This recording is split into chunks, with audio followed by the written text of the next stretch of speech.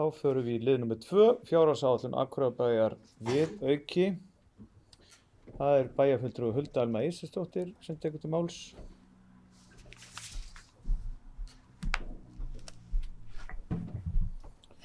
Forseti, ágætu bæjarfulltrúar, hér komin á dagskrá liður 3 í fundargerð bæjarráðs frá 20. október síðastliðnum.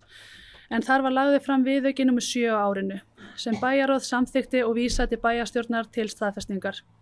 Viðaukinn annars vegar vegna aukinna framlaga til NPA-samninga sem nemur 29,4 milljónir króna og hins vegar aukins launakostnaðar í leikskólum upp á 14,3 milljónir króna.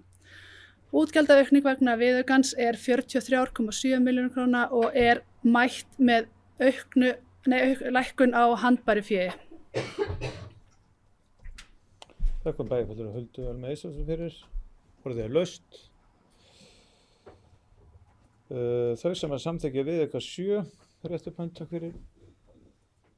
Samþykkt samhljóða með 11 atkvæðum.